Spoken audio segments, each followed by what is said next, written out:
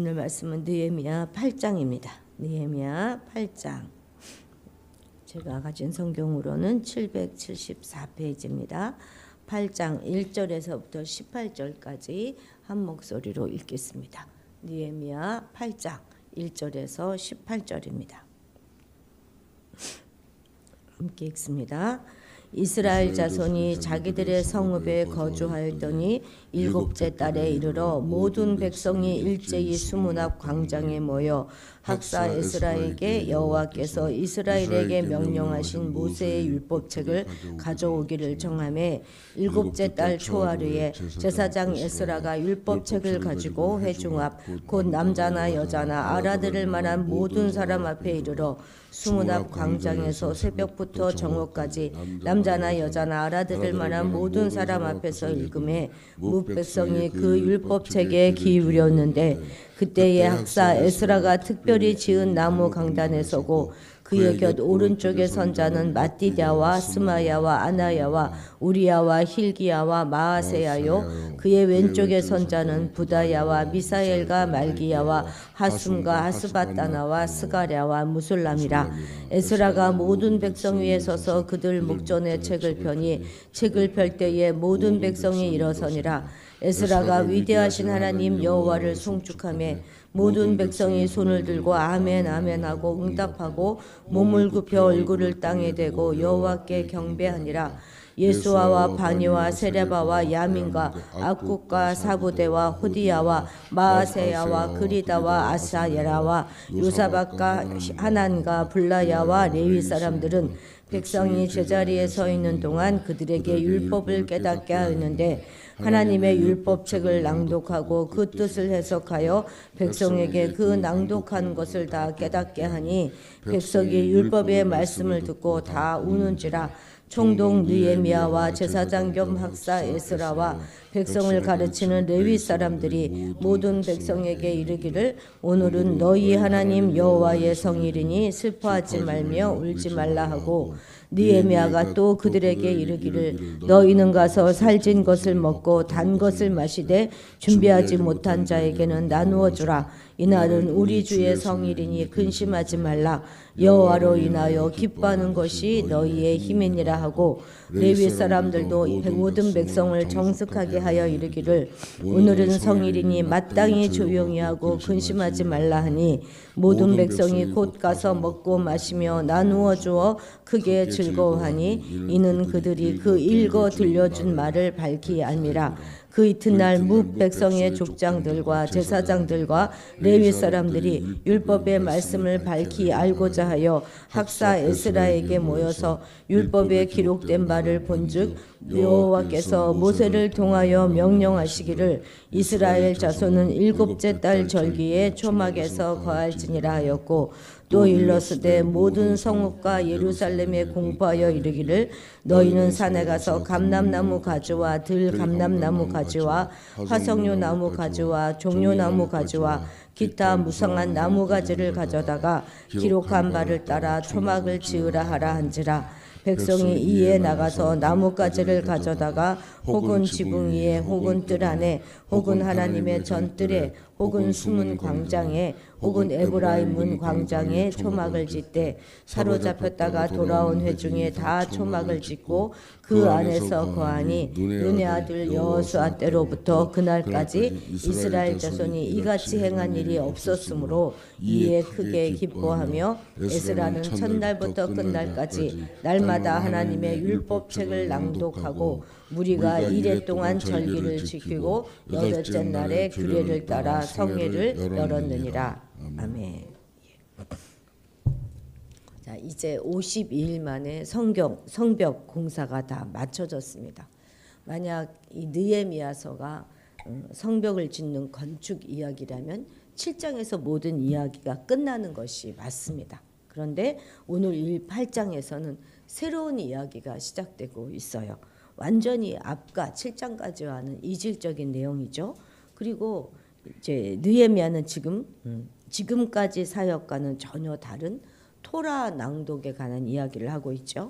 그리고 이제 에스라가 중심 인물로 갑자기 나오기 때문에 이 이야기는 에스라 7장에서부터 10장 그 사이에 바치라는 것이 적절하다 이렇게 주장하는 학자들도 많습니다. 그런데 선민 이스라엘의 삶은 성벽 재건만 했다고, 성벽만 다 재건됐다고 끝나는 것은 아니지 않습니까? 그 이후의 삶이 더 중요한 거예요. 그러니까 우리가 그렇지 않습니까? 예를 들어서 그러니까 우리가 막 간절히 바라고 원하는 그 일이 이루어지고 나면 그것이 끝이 아니고 그때부터 새롭게 또 시작해야 하는 것이죠. 예를 들어서 외국의 유명한 대학에 유학 가는 것을 목표로 해서 열심히 죽으라니 앞뒤 안 보고 공부만 했던 그 사람이 이제 바라고 원하던 유학의 길이 열렸어요. 그리고 그렇게 해서 학교를 진학하고 나면 자기 이제 목표가 사라진 거잖아요.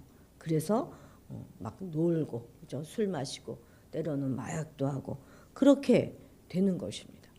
그러니까 내 목표를 어디다 두느냐인데, 만약에 내가 좋은 훌륭한 그리스도인이 되는 거에 목표를 두었다면 그렇게 대학에 입학하고도 열심히 자기가 자리를 갖고 나갈 수 있겠지만 목표가 유학이었기 때문에 그렇게 되는 것이죠. 그래서 지금 느헤미야는 하나님의 백성으로서의 거룩함과 순수성을 회복을 위하여서 여러 방면에서 개혁을 지금 추진하고 있는 것입니다. 자, 8장 1절 같이 읽겠습니다. 이스라엘 자손이 자기들의 성읍에 거주하였더니 일곱째 달에 이르러 모든 백성이 일제히 수문 앞 광장에 모여 학사 에스라에게 여호와께서 이스라엘에게 명령하신 모세의 율법책을 가져오기를 정하매. 에스라가 처음 나오는 거죠. 우리가 알다시피 예루살렘 성벽 재건은 유대 종교력으로 언제 됐냐면 6월 25일에 끝났습니다. 엘루럴 6월 여섯째 달 25일 앞에서 나왔죠. 6월 25일 날 완료되었습니다. 그리고 이처럼 이스라엘 자손들이 7월 절기를 준수하기 위하여 예루살렘에 모인 것은, 그러니까 성벽이 재건된 지 5일 후라는 것이죠. 그러니까 이 성벽을 왜 이렇게 부지런히 6월 25일 날 마쳤겠습니까? 절기를 지키기 위하여 부지런히 그 성벽을 재건한 것이죠.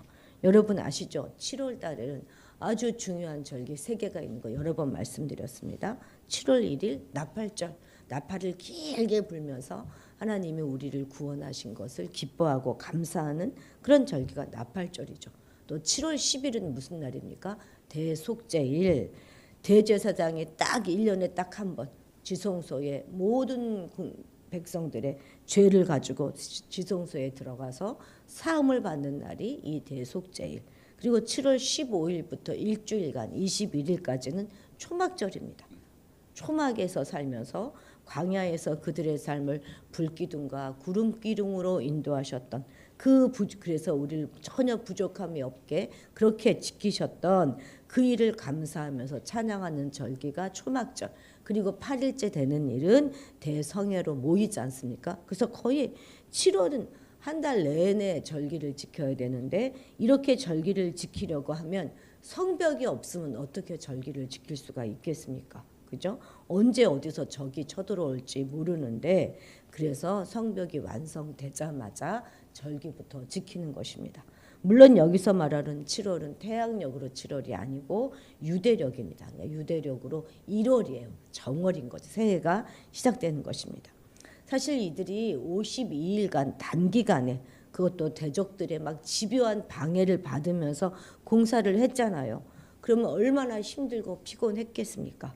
또한 성곽을 준공하느라고 그냥 그동안 소홀히 하였던 개인적인 일들도 시급했을 것입니다.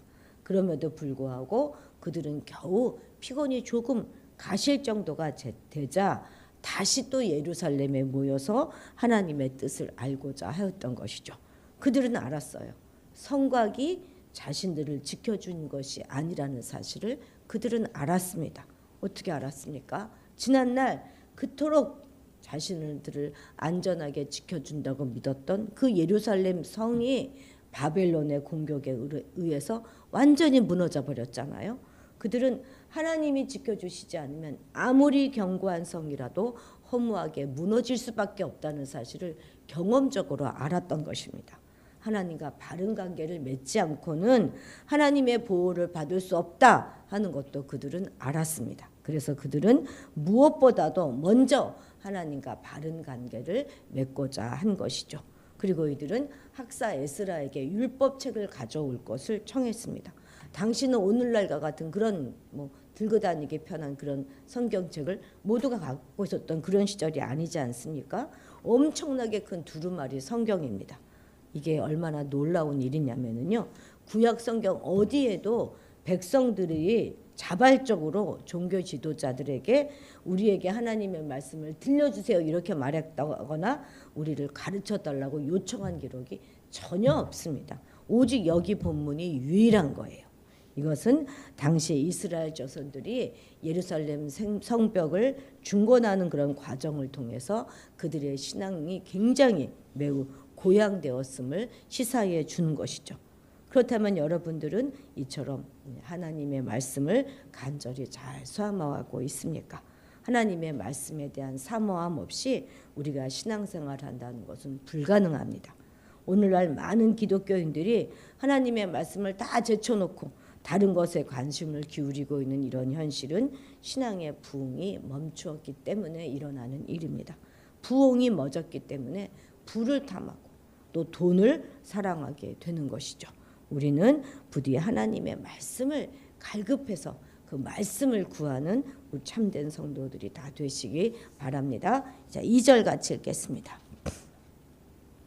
일곱째 달 초하루에 제사장 에스라가 율법책을 가지고 회중 앞 곧 남자나 여자나 알아들을 만한 모든 사람 앞에 이르러 백성들이 일제히 수문 앞 광장에 모였는데 남자뿐만 아니라 여자까지도 함께 모였다는 거예요. 일반적으로 회중 그러면 남성만을 중심으로 하는 그런 정치 기구인데 여기서는 여성까지 다 포함되어서 모였다는 것입니다. 또 여자뿐만 아니라 알아들을 만한 모든 사람이 모였어요. 그러니까 어느 정도 지각력을 갖춘 어린아이들까지도 모두 다 포함되어 있을 것입니다. 3절에 보면 새벽부터 저녁까지 에스라가 성경을 읽었다고 그러죠. 그것을 뭇 백성들은 경청하였습니다. 새벽부터 그러니까 완전히 깜깜한 동틀 때 이때를 말하는 건 아니고 이른 아침부터 정오까지 그러니까 적어도 6시간 이상을 하나님의 말씀을 경청하는 일에 집중했습니다. 이것은 이스라엘 백성들이 얼마나 하나님의 말씀을 사모하고 있었는지 잘 보여주는 대목이죠. 이런 모든 것들은 지도자의 지시에 따라서 그냥 따라한 것이 아니에요. 하나님의 말씀을 향한 갈망에 의해서 시작되었습니다. 본문에서 모든 백성이라는 표현이 계속 반복해서 등장하는 것은 이 일이 공동체 전체가 하나 되어서 말씀 앞에 서는 시간이었다 하는 것을 강조하는 것이죠. 에스라는 새벽부터 정오까지 말씀을 읽었고 레위인들은 이를 설명하여서 백성들이 잘 이해할 수 있도록 도왔습니다. 여기서 8절에 그 뜻을 해석했다 하는 그 말은 설명하고 설교했다 그 말이라기보다는 통역, 번역 이것으로 이해한 것이 더 옳습니다. 왜냐하면 포로기 이후에 이스라엘 백성들은 히브리어를 잘 몰랐어요. 대부분 다 아람어에 더 익숙했기 때문에 지금 이 성경은 히브리 성경이잖아요. 그러니까 아람어로 이제 통역한 것이죠. 하나님의 말씀에 대한 깊은 목마름이 우리 교회 안에도 우리 공동체 안에도 모든 일의 동력이 될 수 있기를 간절히 소망해야겠습니다. 자, 9절 같이 읽겠습니다. 백성이 율법의 말씀을 듣고 다 우는지라 총독 느헤미야와 제사장 겸 학사 에스라와 백성을 가르치는 레위 사람들이 모든 백성에게 이르기를 오늘은 너희 하나님 여호와의 성일이니 슬퍼하지 말며 울지 말라 하고 말씀을 들은 백성들은 다 울었어요. 이것은 그들이 회개하였다 하는 것을 의미하는 것이죠. 하나님의 말씀을 듣는 모든 사람들이 다 회개했습니다. 그렇습니다. 하나님의 말씀은 그것을 듣는 사람들의 마음을 움직이는 능력이 있다는 것을 의미하는 것이죠. 우리도 이 시대의 이스라엘 자손들처럼 하나님의 말씀을 간절히 사모하는 마음으로 들어야 하겠습니다. 그리고 그 들은 말씀을 담대히 또 선포할 수도 있어야 하는 것이죠. 우리가 하나님의 말씀을 선포하면 들을 길을 가진 사람은 모두 그 말씀을 듣고 하나님의 말씀의 능력으로 인하여 변하게 될 것입니다. 이날은 종교력 기준으로 7월 1일, 민간역으로는 1월 1일입니다. 그렇기 때문에 이날은 여호와의 성일인 거예요. 여호와의 성일이란 안식을 비롯한 그런 절기 날들을 다 여호와의 성일이라고 합니다. 그런데 성경은 여호와의 성일이 즐거운 날이라고 말씀하시죠. 그러므로 성일에는 슬퍼하지 말고 하나님의 은혜를 기뻐하고 감사하며 즐거워하는 것이 마땅한 것입니다. 성일에 슬퍼하는 것은 하나님의 은혜를 은혜되지 못하게 하는 것과 같은 것이죠. 주일날 교회에 다 모였으면 기뻐하고 즐거워하는 것이 맞습니다. 그죠? 자, 10절 같이 읽겠습니다. 느헤미야가 또 그들에게 이르기를 너희는 가서 살진 것을 먹고 단 것을 마시되 준비하지 못한 자에게는 나누어 주라. 이날은 우리 주의 성일이니 근심하지 말라. 여호와로 인하여 기뻐하는 것이 너희의 힘이니라 하고. 아멘. 예. 말씀의 궁극적인 목적이 무엇입니까? 우리를 정죄의 자리를 묶어두는 것, 그것이 아닙니다. 하나님의 은혜와 기쁨으로 이끄는 것, 그것이 바로 말씀의 목적인 것이죠. 그래서 회개로 그냥 끝나는 것이 아니라 회개 이후에 오는 은혜의 참 기쁨, 참 그것이 참된 복음의 능력이 되는 것입니다. 말씀을 들은 후에 백성들은 음식을 나누면서 잔치를 하였습니다. 살진 것을 먹고 단 것을 마시라 하는 말은 새해를 시작하는 그 기념하는 나팔절을 슬퍼하지 말고 축제일답게 기뻐하라 하는 말씀이죠. 먹고 마시되 어떻게 하라 그래요? 나눠 주어라 이렇게 명령하는 것은 공동체의 모든 이가 함께 기쁨에 동참해야 한다 하는 뜻인 것입니다. 즉 가난한 이웃과 함께 음식을 나눌 것을 권고함은 가난한 자들이 소외되는 것을 금하게 하신 율법을 근거한 것이죠. 이스라엘의 민족적 동질성을 회복하고 공동체 의식을 가지게 하려는 느헤미야의 의도를 우리는 읽을 수 있습니다. 신앙 공동체에서 서로 공동체 의식을 갖는 거, 이건 너무나 중요한 일입니다. 공동체란 다시 말하면 공동의 운명체다 이 말이에요. 복을 받아도 같이 받죠. 그리고 고통을 당해도 같이 당하는 것이 공동체인 것입니다. 구약 이스라엘 백성들은 바로 이러한 운명 공동체였다는 거예요. 성경은 우리가 그리스도의 몸이요 각 지체다 하는 거 가르칩니다. 이것은 나눔의 실천이 선택사항이 아니라 의무사항이다라고 말하는 것이죠.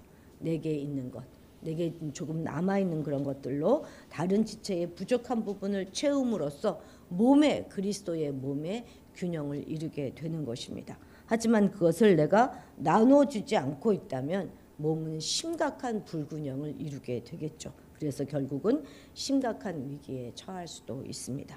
우리는 우리의 최소한의 것을 제외하고는 공동체를 위해서 아낌없이 내어놓을 수 있어야 하겠습니다. 이것이 바로 우리를 위하여 당신의 몸을 내어주신 주님께 대한 우리의 바른 도리가 될 것입니다. 자, 17절 같이 읽겠습니다. 사로잡혔다가 돌아온 회중이 다 초막을 짓고 그 안에서 거하니 눈의 아들 여호수아 때로부터 그날까지 이스라엘 자손이 이같이 행한 일이 없었으므로 이에 크게 기뻐하며 18절도 읽습니다. 에스라는 첫날부터 끝날까지 날마다 하나님의 율법책을 낭독하고 무리가 이레 동안 절기를 지키고 여덟째 날에 규례를 따라 성회를 열었느니라. 아멘. 자, 이날 백성의 지도자들과 제사장, 레위인들은 다시 모여서 말씀을 연구하는 것 가운데 초막절 규례를 발견했어요. 그래서 초막절을 이제 지키는데 이스라엘이 초막절은 초막에 거하는 거잖아요. 그 광야에 살았던 그 삶을 기억하면서 자기 집이 아니라 초막을 만들어서 초막을 거하는 건데 초막에 거하는 그거 말고 또 해야 되는 중요한 다른 하나가 있었다는 거예요. 그것은 바로 토라 낭독이죠. 토라 낭독. 모세는 신명기 31절에서 초막절에 온 이스라엘이 내 하나님 여호와 앞 그가 택하신 곳에 모일 때에 이 율법을 낭독하여 온 이스라엘에게 듣게 하라 이렇게 명령하였습니다. 그러니까 두 가지 중요한 걸 해야 되는 거예요. 초막절은 초막에 거하는 거 하나, 두 번째는 토라 낭독. 그런데 이스라엘 역사상에서 이것이 제대로 지켜진 적이 거의 없습니다. 대부분 초막에는 잘 거하죠. 그러나 토라가 낭독된 적은 없었어요. 그런데 여기서는 이제 초막절에 토라가 낭독되는 것을 보여줌으로써 에스라가 이 두 가지를 동시에 행한 첫 번째 인물이 되는 것입니다. 그리고 이렇게 하는 것은 눈의 아들 여호수아 때부터 그날까지 이스라엘 자손이 이같이 행한 일이 없었다. 이렇게 성경은 기록합니다. 이후에도 없어요. 이스라엘 백성은 초막절을 지키면서 초막절은 하루만 지키는 것이 아니라 일주일이니까 날마다 율법 낭독을 들었습니다. 본문은 이 순종으로 이스라엘 공동체가 크게 기뻐하였다 기록하고 있습니다. 이들은 더 잘 알게 된 만큼 더 순종했고 또 순종이 있는 곳에 또 큰 기쁨도 있는 것이죠. 자신들의 현 주소를 있는 그대로 대면하게 된 것은 성벽 때문이 아닌 거예요. 바로 이 말씀 때문입니다. 말씀을 듣자 성벽 재건으로 할 일을 다 했다 하는 생각은 멈추게 되었고 회개하게 되었고 절기를 지켰습니다. 그렇습니다. 우리가 하나님의 말씀을 제대로 알지 못하면 하나님의 뜻을 오해하게 되고 따라서 하나님의 뜻과 무관한 삶을 나도 모르게 살아갈 수 있습니다. 그렇기 때문에 우리는 이스라엘 족장이 레위인이 그리고 또 이스라엘 백성들이 제사장이 하나님의 율법을 바르게 알기 위해서 에스라를 찾아 나갔던 것처럼 우리도 신앙의 지도자들에게로 나가서 성경을 밝히 알고 배우기에 힘써야 하는 것입니다. 우리도 말씀으로 우리를 꼼꼼히 잘 진단해 보십시다. 그래서 우리 신앙도 그냥 말씀을 듣는 자리에서 멈추는 것이 아니라 곧바로 그 들은 말씀으로 순종에까지 나아가야 하겠습니다. 오늘도 주신 말씀에 순종하며 살아가시는 하루가 되시기를 바랍니다. 기도하시겠습니다. 우리와 함께 하시며 우리에게 말씀을 들려주시기를 기뻐하시는 하나님 아버지, 우리가 무언가 이루기 위해 목표를 가지고 살아가다가 그 목표가 그 비전이 하나님이 되어버리는 그런 일이 없도록 도와주옵소서. 오직 우리의 삶의 목표는 말씀대로 사는 것, 하나님과 동행하며 우리에게 허락하신 모든 시간을 기쁨으로 살아가는 그것입니다. 더 깊이 하나님의 뜻을 묵상하게 하시고 더 많이 하나님을 알아가게 하시며 늘 자원하는 심령으로 하나님께 순종하며 살아가게 도와주시옵소서. 또한 그렇게 믿음의 길을 갈 때 우리 혼자 각자 개인으로 서는 것이 아니라 공동체 안에서 서로 협력하며 약한 지체들을 세우며 함께 살아가는 우리가 되도록 인도하여 주옵소서. 감사드리며 예수님의 이름으로 기도드렸습니다. 아멘.